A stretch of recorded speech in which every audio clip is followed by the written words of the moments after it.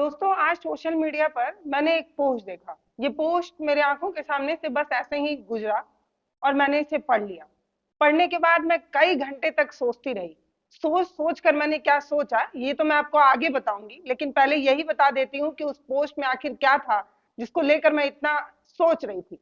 Post में एक पिता दिख रहा था जो अपने बच्चों की बोली लगा रहा था, अपने बेटे की बोली लगा रहा था। ये कह रहा था कि मेरा बेटा बिकाऊ है और जो कोई भी चाहे इसे खरीद सकता है।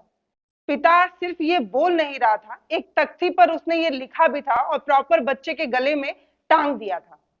ये पोस्ट देखने के बाद मैं बहुत परेशान हुई। मैंने सोचा एक बाप इतना कमजोर कैसे हो सकता है भाई।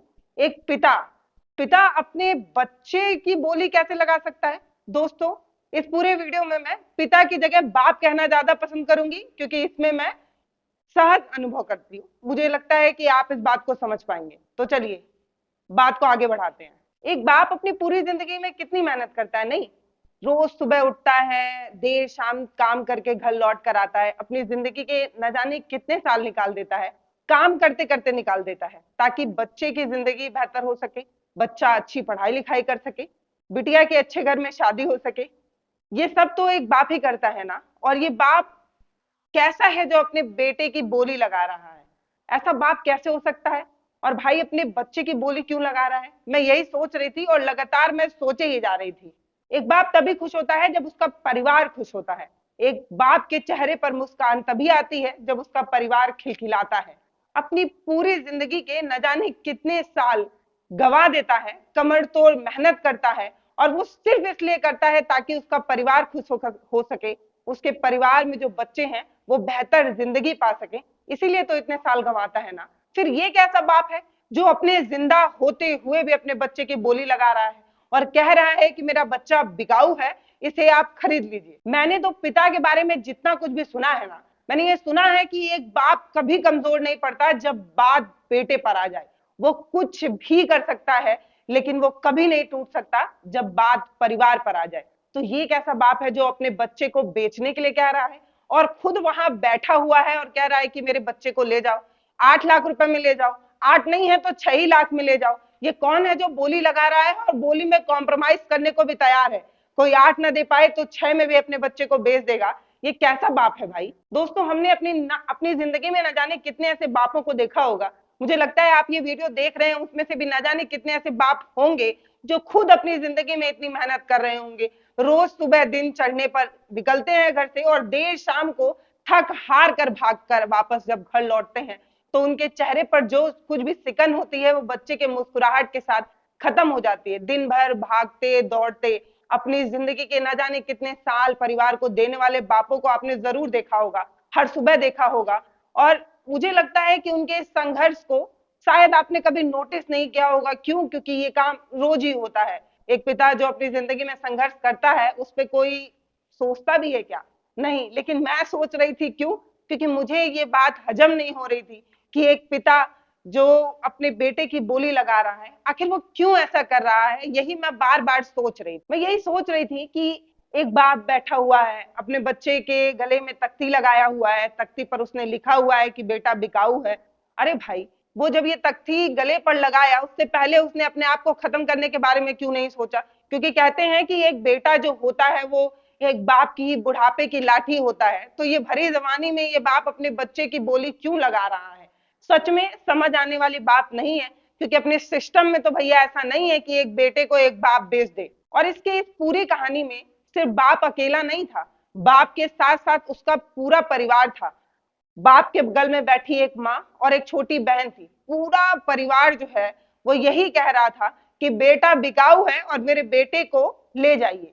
ये पढ़ लेने के बाद मुझे लगता है हर वो मानव जो एक बाप के महत्व को समझ पा रहा होगा उसकी आंखें नम हो रही होगी कि वो क्या मजबूरी है जिसमें एक बाप अपने बच्चे को बेचना चाह रहा है। बस यही समझ समझ के मैंने जो समझा है वो मैं आपको बताती हूँ। ये आखिर उस बाप की क्या मजबूरी है ये मैं आपको बताती हूँ। लेकिन उससे पहले आप ये सोचिए सोचिए कि एक बाप अपने बच्चे को बेचने के बारे में सोच सकता है क्या? भला ऐसी क्या मजबूरी होगी कि एक बाप अपने बच्चे के बारे में ऐसा सोच रहा होगा? वो ये क्यों नहीं सोचा कि मैं जिंदगी में इतनी मेहनत करूंगा कि अपने बच्चे को कभी बेचना ना पड़े? बेच देना एक बहुत बड़ी बात है, यानी कि आप अपने अपने अंश को दूसरे को दे रहे हैं, दान नहीं दे रहे हैं, बेच रहे हैं, उसके लिए पैसा मांग रहे हैं।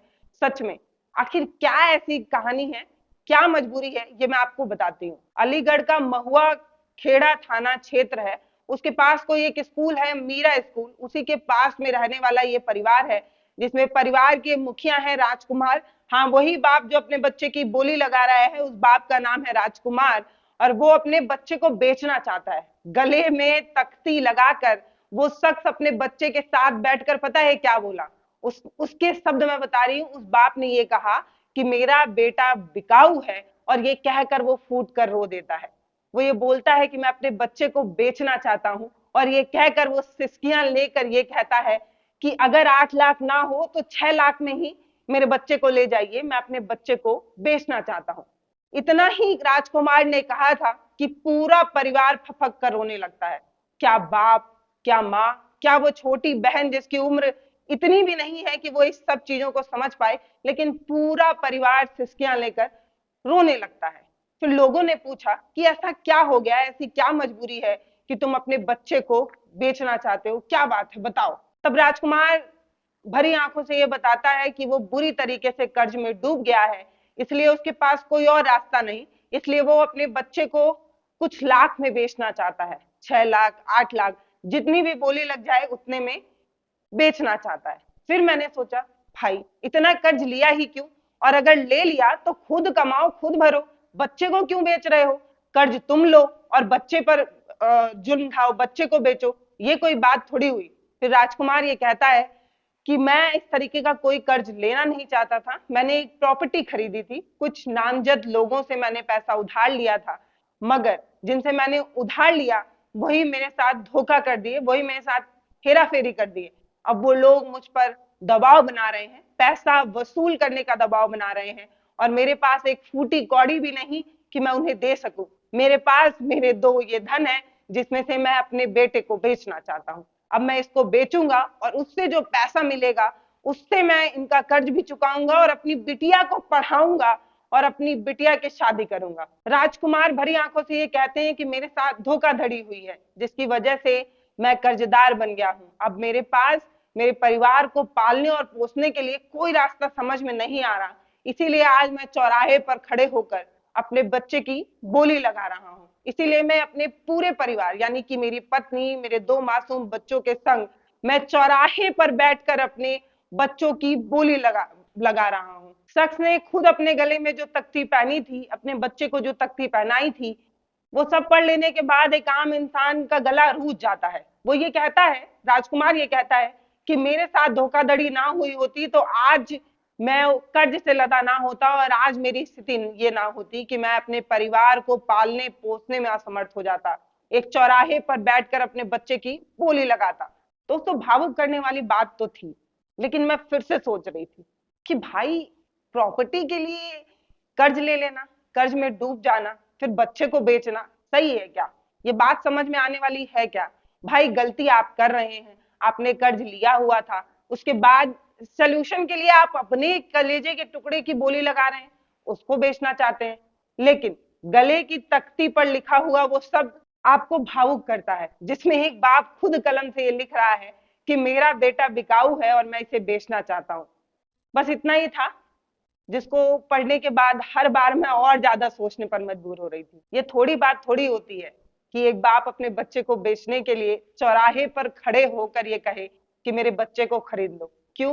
क्योंकि हमारे समाज में और हमने अपने बाप को एक रियल हीरो की तरह देखा है।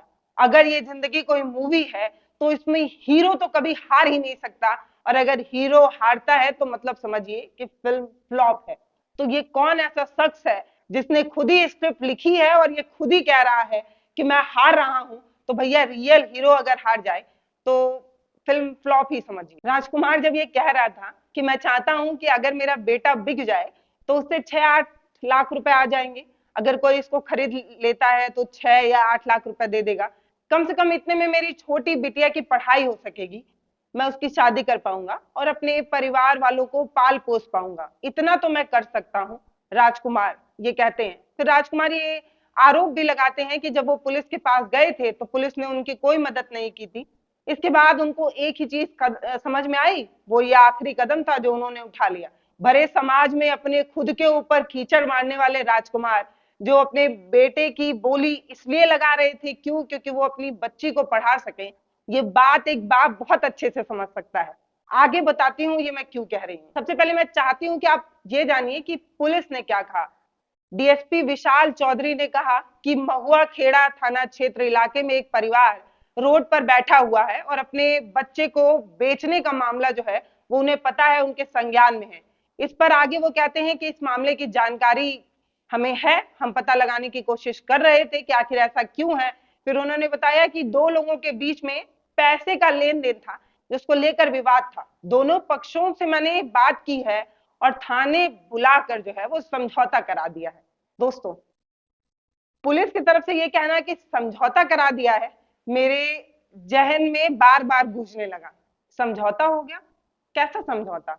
ये कौन सा समझौता है भाई, जिसमें एक बाप इतना कमजोर हो जा रहा है कि अपने कलेजे के टुकड़े को बेचने की बात कह रहा है? अगर ये ठीक ठीक समझौता हुआ होता तो एक बाप शायद इतना कमजोर ना हुआ होता।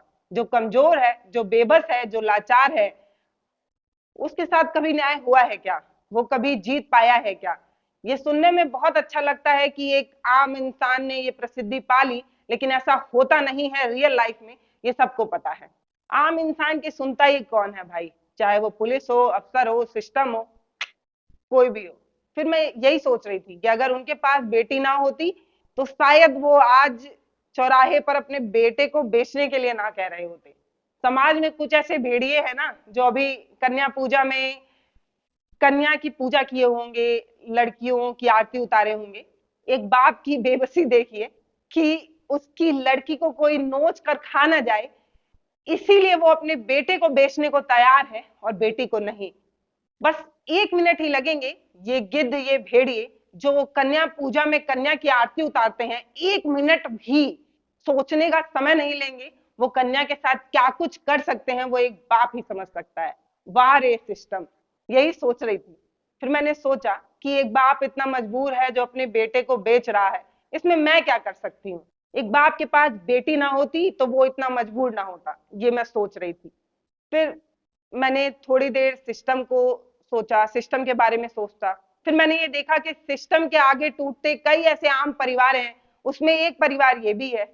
इसमें कुछ नया कहाँ हुआ? एक परिवार जो प्रताड़ित है, एक परिवार जो कमजोर है, वो सिस्टम के सामने घुटने टेक रहा है। ये पहली बार थोड़ी हुआ है, ना ये आखिरी है। मैंने ये सोचा और फिर क्या था, सोशल मीडिया पर स्क्रॉल किए और आगे बढ़ गए। लेकिन इस पूरी घटना को मैंने 4-5 घंटे दिए और मैं सोच सोच कर यही समझ पाई कि सिस्टम के आगे कभी आम आदमी जीत सका है क्या, जो आज जीत जाएगा। नमस्ते, मैं पल्लवी हूँ, आप भारत एक नई सोच देख रहे हैं। ये जो कहानी मैंने आपको बताई है, इस बारे में आपने क्या सोचा ये जरूर बताइएगा। एक लाचार बेबस बाप के बारे में आपने क्या सोचा? उसकी सबसे बड़ी कमजोरी कहीं उसकी बेटी है? क्या कुछ है और क्या कुछ आप समझ पा रहे हैं, ये कमेंट सेक्शन में जरूर लिखिएगा।